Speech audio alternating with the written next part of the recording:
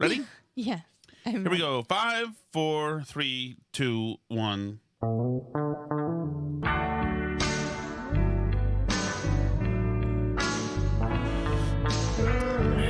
Alice, how are you? I'm great. Did you see the panoply of food I made tonight? Yeah, it's great. Your food was great. Included one bone-in ribeye, one T-bone steak, side of mushrooms, linguine with vodka sauce.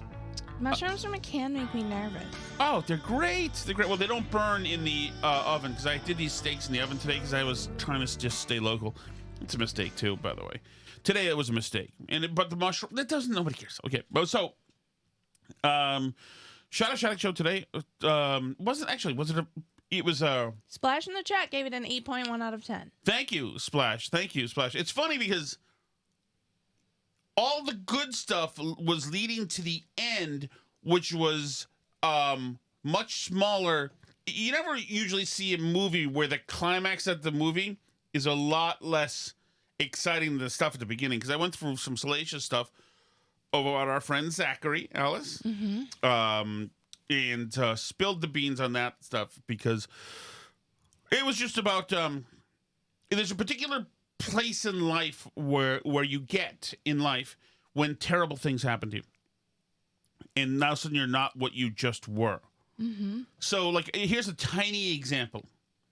This is 1999 or 2000, maybe. This is probably 2000. Okay. Me and my waspy girlfriend, Supple, Right. were by all measures, we're going to be together forever and married, probably. Supple calls me. So you've had one white trash Malden girlfriend, Exactly. one waspy girlfriend, one Irish girlfriend, and me. Not off the boat Irish, but Winchester Irish, right? Exactly. Okay. And you. Exactly. And so, in two minor part-time things that were both Chicago girls, you know. So anyway, and you've just simply only ever had me. I know. Right? It's Isn't that crazy. amazing? It's all You went I from know. never kissing a man to being my wife. Exactly. This is a fantastic. So anyway, Supple called me and said, Thomas, I'd like to take you to lunch today. Perhaps we'll go to Legal Seafood or something. Would you like to do that? And I said, well, sure, Supple. Yeah, that's fine. And so she invites me. She said, let's meet at the Public Garden on the seat where Goodwill Hunting was on. I said, okay. All right. I go, dun, dun, dun, dun, dun, dun, dun, dun, dun, dun, dun. I'm just going there, going for my lunch. And she said, Thomas, I want to talk to you. As I'm sitting, I said, oh, okay. Did you already do this on Shattuck? No, I did not. Okay. I did not. I said, I want to talk to you. And I said, yeah, go right ahead. And she said, unfortunately, Thomas, I don't love you anymore. And I want us to break up.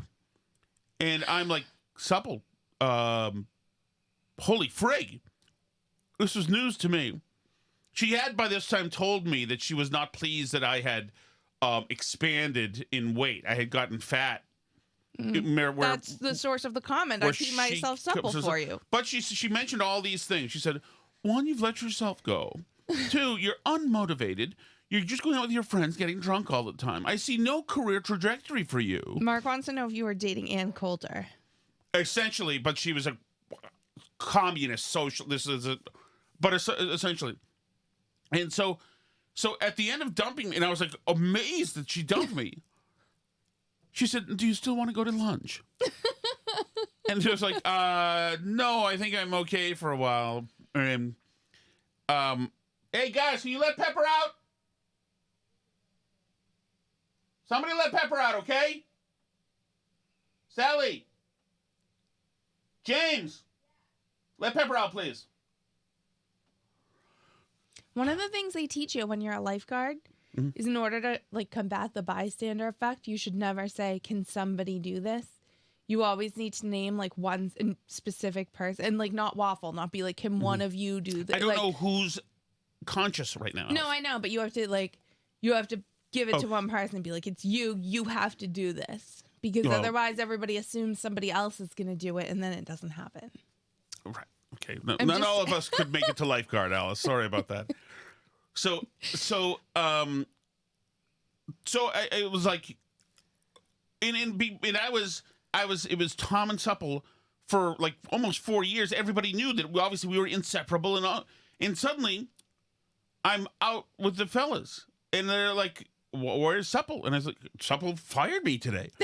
I've been, and so the point is that like when you've all been there.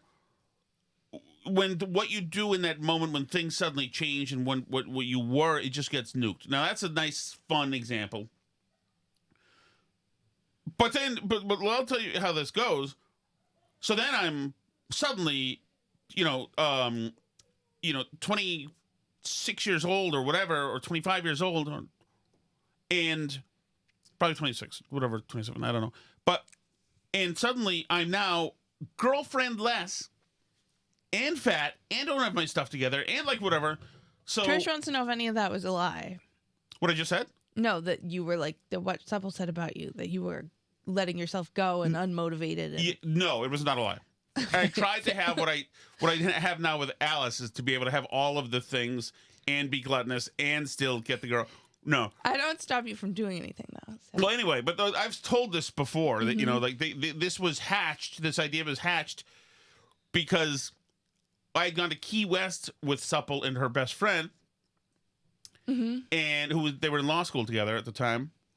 And her best friend decided she wanted to come with us to Key West, even though like she wasn't invited. She's like, I want to come with you. So she came with us, was a third wheel the whole time, was miserable the whole time, made Supple miserable. I'm like, oh, this blows. I still managed to have fun, which I think they both resented. So I just went out and met people. And because I did the gentlemanly thing, is I gave her friend, my seat next to Supple on the way home, and I sat in the back, and they spent the entire ride. Her friend spent the ride explaining to Supple that she should dump me. That's what you get. So no, that was all true. But here's the thing, and this is where you got to think things through. So then I needed to be in fighting shape. So I went on an all chili diet. Just ate chili. That's it. And lost weight. And started to do better, I guess, at my job or whatever. But I whipped myself into shape. I looked great. My living situation got better or whatever. My money situation, I don't know what got better, but something got better. And I saw Supple out one night. And she said, Thomas, you look so good. My goodness, you look good. What's going on with you? And I was like, nothing. I've just been doing this and that. And I did like date a little bit or whatever here and there. And she's like, all right, Thomas, why don't you come to my apartment tonight? And she lived in the North End. She said, and we can cuddle. And like, I was like, I go over there and I wanted to do more than cuddle. And she's like, let's cuddle. And like, wait a second. The open market has been excellent for me. And meanwhile, I'm back to, since it didn't work out for you, you want the old me back. But reset to square one. Reset to square one, right. You got no credit for time served or anything. And so I left the next day. When I said, that night I said, just so you know, Supple, you and I are done. We're not doing this. And the next day she said, well, let's go to lunch. And I said, we're done. We're not a couple anymore. I'm enjoying being free, my freedom. She said, but I want to give you another chance because you've improved in all these ways and you look good and you seem like you're having fun. And I'm, yeah, everything is great now. And then she went absolutely spiraled and cried and was like, so then she got to know what it was like to be nuked and to work in that situation. And then 9/11 happened and I've never talked to her again. So anyway, that's where we are. Now, make that mean something. Which brings us to another progressive fool, Chris Murphy. Yeah. Chris Murphy of Connecticut. He's a special kind. I can never pin it down. I post about him a lot. He's the biggest arm-waving whore, really, there is. Well, and it's only gotten worse because he's broken up with his wife to date some like DC PR social media chick or whatever she is, who's decided to like try and groom him into a national political figure. So he now thinks that he's like, I mean, and it's true. The Democratic Party's a power vacuum, so anything could happen. He could be the presidential nominee in 2028, But he is, which is obviously what he's angling for. Everything, he is so trying to catch fire. So everything is a new crisis every week, whether he's crying or yelling or swearing or whatever. It's always some new bitchy thing. He's a just total bitch. And now he's been saying, well, you know what? I think that, we should adopt some of the things that Zorhan Hambagdi, what's his name? Sorry. Zorhan, whatever, the socialist. I have it, Mamdani. Anti-Semite. You're confusing me. But here's the thing, is that he's saying, like, we should adopt some of the things he does. It's like, because Mamdani, al-Baghdadi, whatever his name is, in New York is catching fire. And Chris Murphy has been trying to catch fire forever. So, anyway, he is just the most craven thing. So chicks love a wealthy, handsome socialist much more than they like a friggin' hack politician from Connecticut. Yeah, no, in a hack. So, this is him today after the big beautiful bill passed the Senate, right? It's going back to the House. The big beautiful bill passed the Senate. Big beautiful bill act that Schumer angrily renamed at the last minute to just be the act because it's not allowed to be called beautiful which I think they should be doing. I think that's a good way. I think more petulant behavior, more tantrums from the Democrats is probably the way they should go, and more socialists and Iranian flags. I think that's perfect for the Democratic Party. You know what, Chris? Eat some rice out of a bowl in your hand. Oh, please. Don't put it past them. Don't put it past them to have like the full hijab, the tablecloth on, the whole thing. Here's Chris Murphy. I am shaking with fury over what just happened. That's the most monstrous piece of legislation I've ever voted on in my time in Congress. What do those Republican senators go back and tell their constituents that they did? In the final speech, the only thing they mentioned was the money for the border. But what more can they do? They've already militarized the border. They've already created an immigration police state. Militarize the border. We live in an immigration police state. I don't know if you realize. That's amazing. So that's border security, in other words. Once again, this is an 80-20 issue. They didn't mention anything about the fact this bill kicks 17 million people off of their health care. There are going to be thousands of people who die in this country because they lose their access to health care. To reiterate, the only thing you have to do to not lose your health care is like work or volunteer or do something for 20 hours a week or be disabled or have dependents. Well, right. So some of these 17 million people are illegal immigrants, as a matter of fact. Tens of thousands of other lives that are needlessly destroyed. I love how there's already a death count for stuff Republicans do. We've already lost 10,000 already. Do you remember when they were throwing around the numbers from net neutrality? Oh, yes. Like, oh my God, if Ajit Pai gets rid of net neutrality, like people will die. This is so serious. Reddit was like freaking out. And then he got rid of net neutrality and literally nothing happened at all. This is the biggest cut in child nutrition in the history of the country, I think.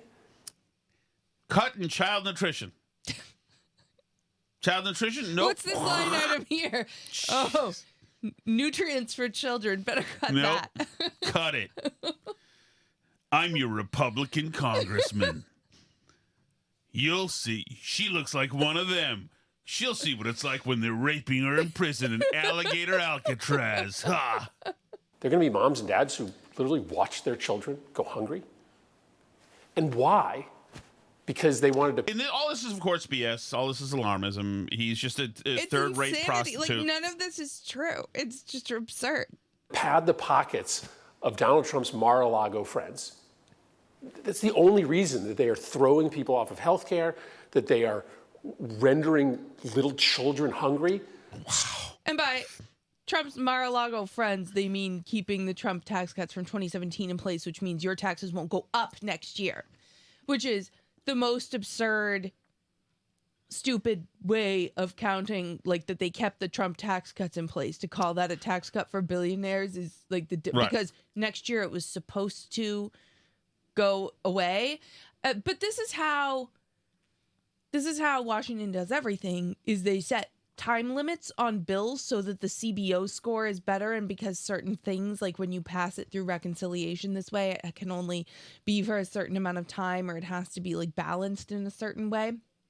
So they set these arbitrary time limits on things so that the bill gets a certain score, and then they like undo the part that saved the money in the original estimate. It's the same way that like Obamacare worked, where it was a bunch of popular stuff like keeping your kids on your insurance till you're 26 and covering pre-existing conditions, smushed together with a bunch of unpopular stuff like you have to buy expensive health insurance through the exchanges, or there's going to be an extra tax on you, right? And so then what happens is the tax part that is so that they're like, look, it doesn't add a dime to the federal deficit. Remember Obama saying that? Right. Like, because Not one dime. yeah, but the reason it did that is because they packaged it with a bunch of extra unpopular taxes that then got repealed, and all the popular stuff that was the part that cost money stayed. And as our son says, I hate cost money. Yes. But the American people, Can I say something? the American people hate cost money. Can I say That's something true. else about Ma'am Damney's eating that food with his hand? Mm-hmm. You know what pisses me off the most about that? What? You know that food sucks. You know it tastes friggin' awful. There's no way it tastes good. Oh, it sucks. Ugh. So that some billionaire That noise I just made, Alice? You're about to hear it again. Okay. can get an extra $200,000 tax cut.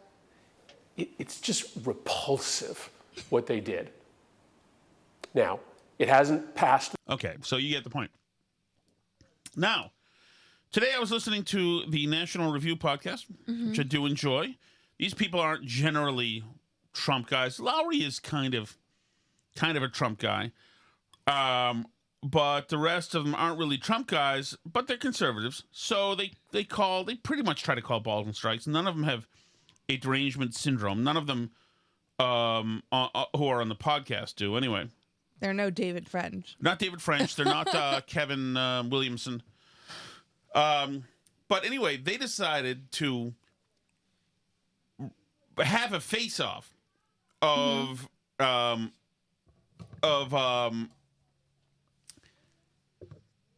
well, you'll see. This is who you can stomach more. Two Democratic politicians, and you're just gonna. I don't want to give it away, but here's the segment. And Noah Rothman Lowry intros this, throws it to Noah Rothman, and pick one of these figures that you can stomach more than the others, and you just have these two choices, no wiggle room. You can't caveat your way out of it. Who do you take, Gavin Newsom or Chris Murphy? Ugh. it's Noah Rothman. That's the reaction I was hoping for, but you got to choose. Before they go, who would you pick? To stomach. Yeah, like I'm assuming they're talking about like to be like president or something. Like They clear that up. Not Okay. really. They're like if you had to spend time with. Okay, Which one? which one would you pick? That's a tough one. Because I feel like it's not that hard. I mean, Newsom will not be listening to anything I say. He'll listen to something you say because he'd want to nail you. But Newsom won't listen to anything I say because he's thinking about him. Whereas Chris Murphy, the Chris Murphy that we know is all an act. Yeah, Chris Murphy's not even like a real person. Right. He doesn't have anything in there. No. He's just like, I would pick Gavin Newsom, and like Gavin Newsom's interesting to me. I mean, he's a snake, and he's possibly evil and gross and horrible, and like, but he's like, I think probably kind of a fun hang. Well, Chris Murphy's like not. He has no like. What does Chris Murphy have to say about anything that's not like just a put on press release? Nothing. He has nothing. Zero interesting to say about anything. Yeah, it's all an act. Stomach more than the others, and you just have these two choices, no wiggle room. You can't caveat your way out of it. Who do you take, Gavin Newsom or Chris Murphy? Ugh. That's the reaction I was hoping for, but you got to choose. That's a terrible choice. I know it is. That's the interest. Well, actually, it's not all that difficult now that I think about it, because I do think Gavin Newsom is approachable. And he prides himself on being able to have these tough conversations with Republicans. And I've watched him on Sean Hannity and on his podcast or what have you. And he's woefully misguided and sort of an oleaginous figure. But you can have a conversation with him. I don't think Chris Murphy is that kind of a human being. Like, he doesn't seem relatable at all. He seems like a construct and just an affect that exists in a corporeal form, but is mostly just this, the personification of ambition. So I find him rather distasteful, more so than Gavin Newsom. Wow. Charlie, we have a Gavin Newsom on the board. I really didn't listen to president. this before. Yeah, what's the word he used as an Oleaginous? Have you heard of that? Oleaginous. No, if I had to guess, I would guess it means like oily, but that's just based on sound. I don't know what it means. Form, but is mostly just this, the personification of ambition. So I find him rather distasteful, more so than Gavin Newsom. Rich, Charlie, we have a covered Gavin with Newsom on or the board. producing oil, oily For or president, greasy. right? No, just This is a which person. of these That's what I guys- thought. Like, Wow, I should buy going a out to lottery dinner. ticket Take one of these today. political. Hold on. I should buy a lottery ticket today. This, the personification of ambition. So I find him rather distasteful, more so than Gavin Newsom. Charlie, we have a Gavin Newsom on the board. For president, right? No, just This is a which of person. these That's guys- what I you thought. have to Like, take- going out you to have to dinner. Take one of these political figures. Who can you stomach better than the other? I just asked because both of them can't hide their overwhelming desire to be president. Oh, I would take Newsom. A number of reasons. First off, I find Chris Murphy, oleaginous as Newsom may be, to be sniveling. He's a sniveling toadie. And I wouldn't want to be anywhere near him. Second, Gavin Newsom owns a wine distribution business. So at the very least, even if I found his company Hang out intolerable, I would... in Napa with them at that restaurant. What was the restaurant? The COVID French restaurant? laundry. That was Auberge. French Laundry. That would no, be a was plus. it French Laundry or was it Auberge French something? laundry. The one that got in No, trouble it was for French COVID Laundry. was French Laundry. It was the French Laundry, which I've never been to, but would love to go to. So You my can theory is, book a even if he reservation a were, year from now, Charlie. yeah, even if he were less engaging, then I would hope I could drink a whole bunch of good wine in a nice setting and get something out of it. Jim Garrity. Chris Murphy is the Temu brand Gavin Newsom. Isn't that a great line? Isn't that a great line? So this is just simply to spend time with, or like I'm sure we're clear on the Who can you stomach? mission parameters. I would love to sit down with Gavin Newsom at some nice restaurant, some California bistro or something, and ask him a question inspired by the writings of our colleague Jeff Blahar. Governor Newsom, how would you destroy RoboCop? I think actually, despite my touting this being a good one, I also don't think it's a close call. I think it is Gavin Newsom who has a charm about him, a charisma about him. I think Chris Murphy is approachable and relatable, and you can have a conversation with him in a green room or something. But he's No way. Any conversation you have with Chris Murphy is like talking. It's not. Well, I mean, he's got to do the bit. So I assume there's somebody there who's not doing the bit, but that person's very insecure and is probably meek and friendly enough, probably. But, I mean, this guy, you can't be this prostitute-y in Sans John's for this long and have any pride. pretending to be someone you can't because he thinks this is the lane. And I think sniveling toadie and how he appears on TV is a very good description. So I'm going to make it unanimous and go with Gavin. So there you go. I thought that was great. Yeah, That they did. but I also think it's interesting because of the Chris Murphy stuff today and like just how, and this is what I mean when I say like he's not really a real person, is that like it's just nothing there is an original thought. No. It's just pure blue sky word salad about everything. He's just reading lawn signs. Like Yeah. he's like Chris Murphy, the human lawn sign. Like, what's to talk about? Like, there's nothing there. There's nothing there. I mean, there's liberals absolutely that I can have interesting conversations with. I think Gavin Newsom's probably one. Among other things, I don't think Gavin Newsom's particularly ideologically liberal.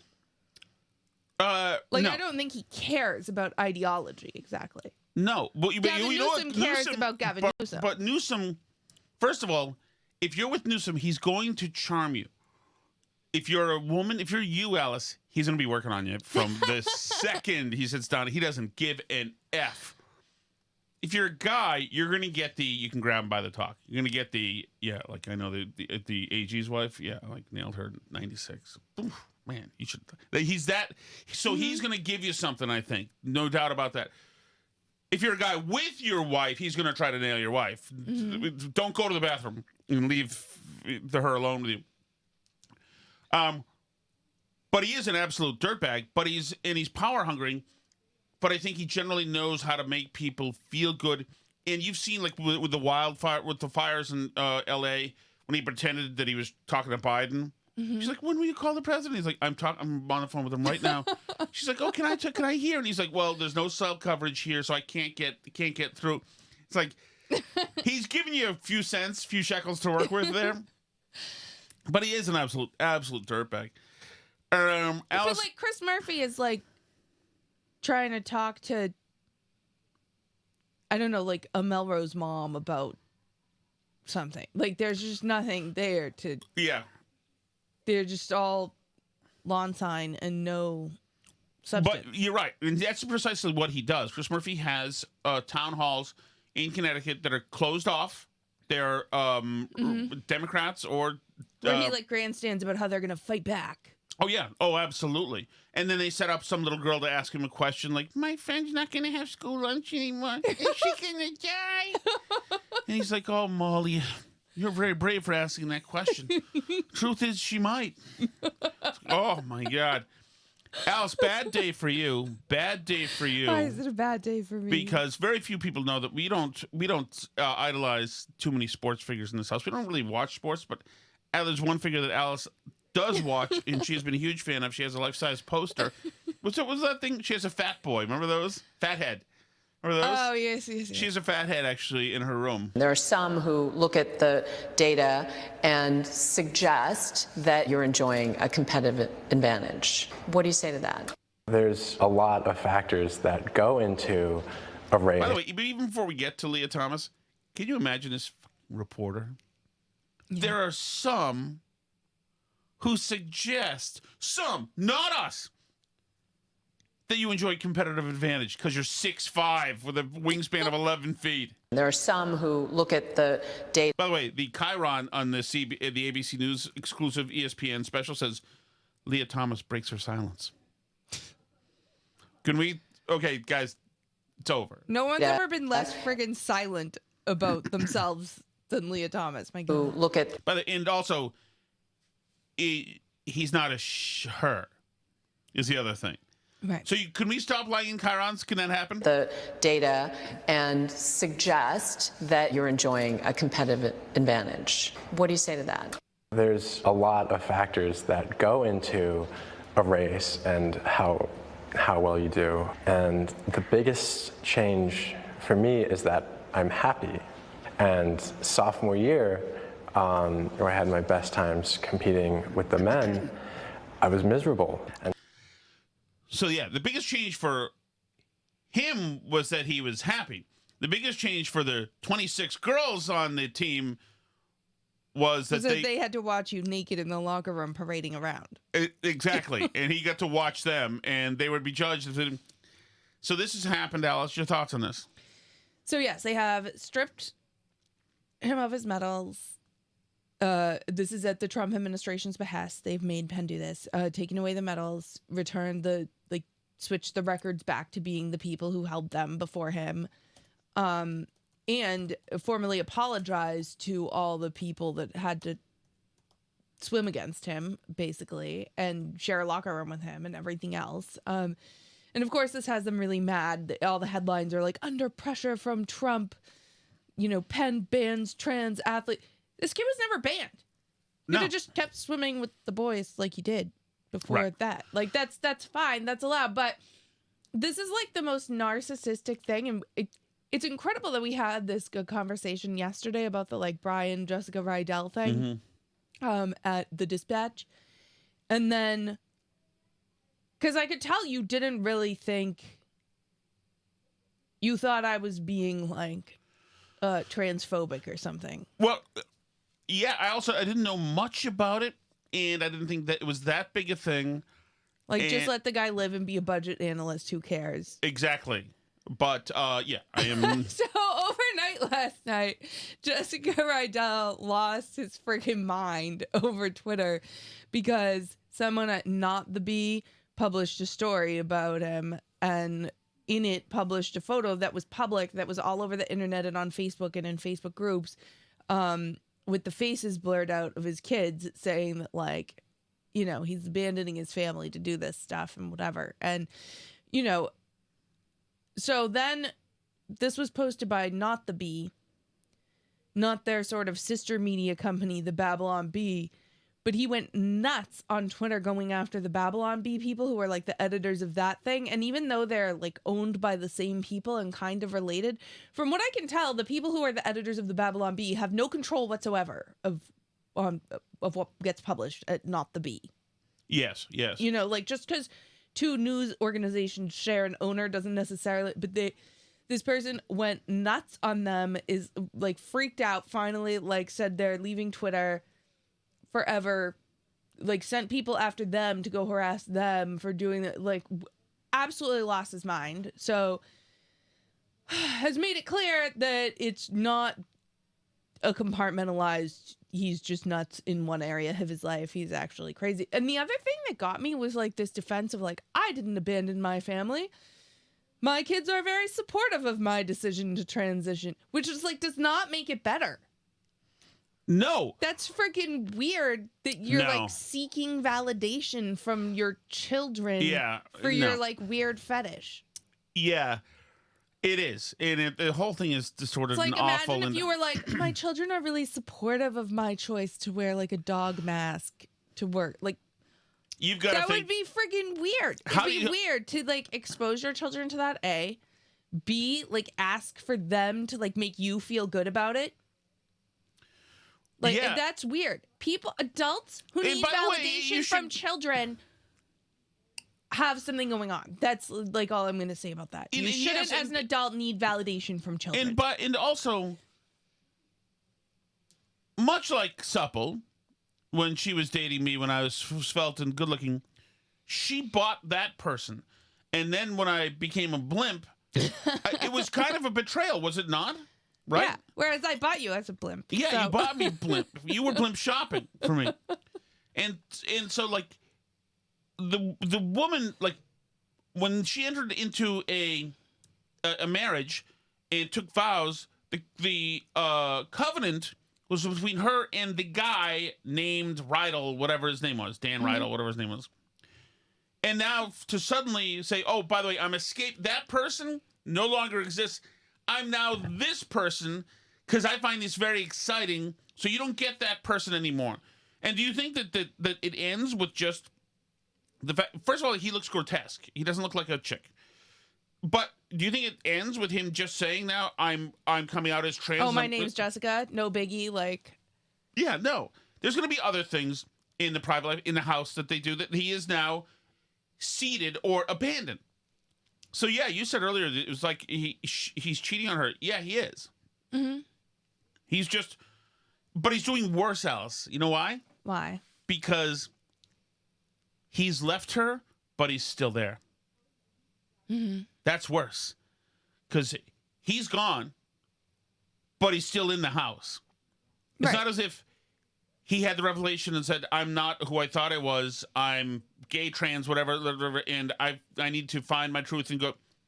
He's still there. So now she's stuck with no husband. Right. Can't move on. Can't try to repair the damage. And so it's all so freaking selfish. But once again, we talked about Leah Thomas. It makes him happy. Makes him happy. Mm-hmm. It's like, do you think that all these sitcoms and all this guy humor about the old ball and chain and the old battle axe back at the house is like comes out of nothing. The fact is, a marriage is a compromise where you have to make a deal with this person, and with your kids, who, by the way, Yes. didn't ask to be born or to have you as a parent. So that's like, it's sort of an obligation that you have to them not to like renege on the agreement for your kids to have a dad. right. Now, do I find it slightly, and I'm so looking for the next Dispatch podcast to come out, do I find it slightly delicious that Jonah Goldberg and Stephen Hayes are going to try to have to make this make sense? Because the guy is clearly unhinged. He's now off of Twitter. He's or at least was an hour ago. Maybe he's right back on. He's lost it. And this is supposed to be their sober thinker. Yeah, this is like being trans has nothing to do with it. Everything. This is purely about budget and so now we're gonna all tune in and they're just gonna have to act like this is like totally normal budget analysis and not a crazy person who lost their mind on Twitter and was like ranting at people all last night. What are you thinking? What are you thinking? Yeah. So I will be listening to the Dispatch podcast. I think he should be on. Here we go, and make all the make Jonah and everybody have to call him she and her Jessica, whatever she is. Here we go. Chat time, Albie. I guess it's time for the chat. Are there any?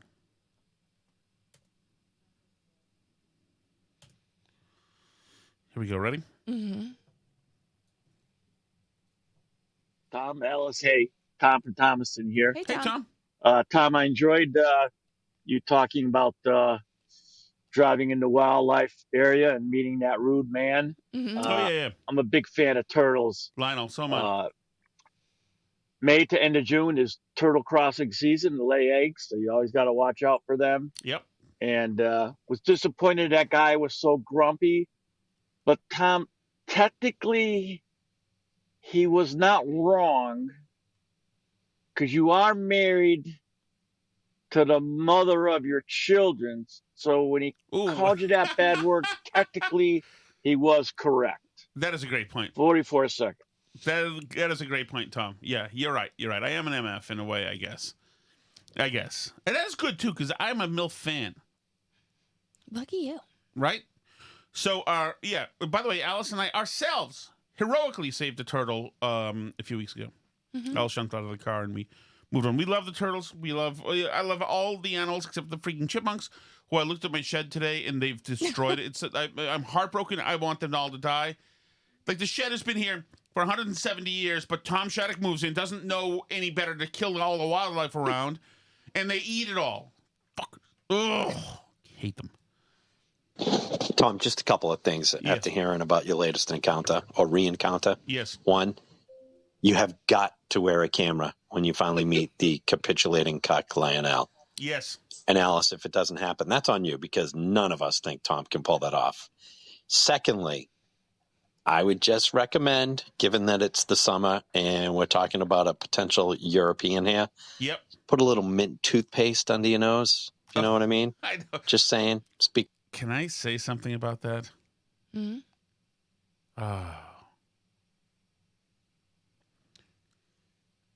My friend in 1990 had two French college students staying with him, and it was no good.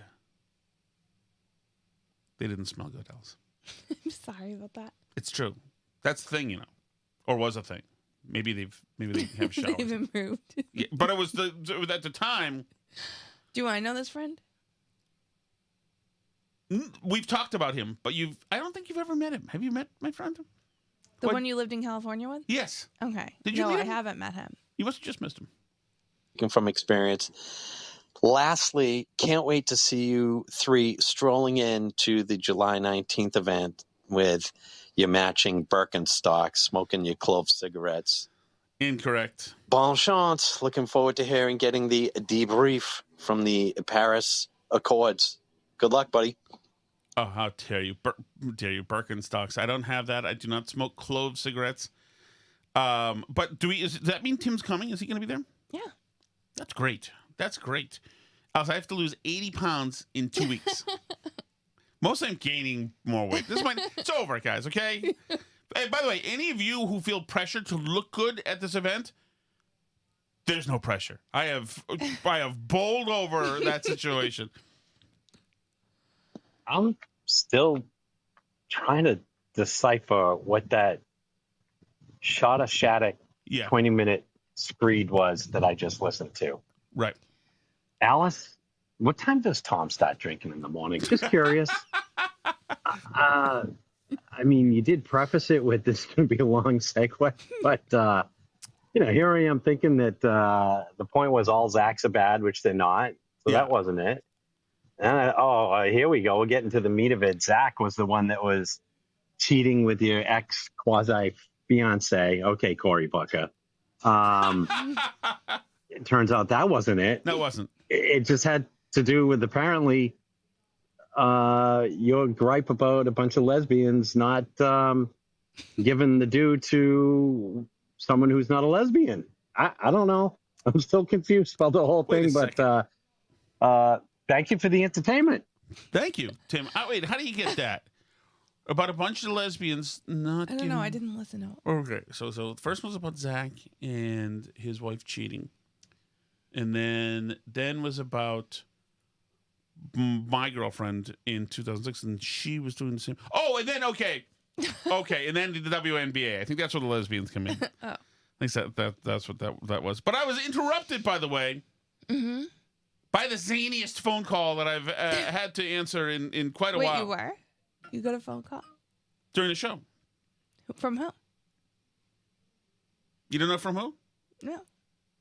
From that call. Yes. That call. From my possible job prospect. If you ever want to know, I have within 4 degrees of separation from one of the almost Beatles. That's great. That's great. Yeah. I've been the open market, man, has been great for me. They've been gobbling me up. All right, you ready, Albie? I'm ready. Ready for the music? Yes. All right. Thank you so much for being here. Thank you so much, new Patreon patrons. If you want to join us for the live chat, if you hear us talking about that, you can join that at patreon.com/burnbarrel. You can also get this show, the Shattuck Show, and the All You Can Eat podcast, all ad-free on Patreon. If you like listening for free, though, with ads, that's also totally cool and great, and we love you for it. You can find links at burnbarrelpodcast.com. C'est la vie.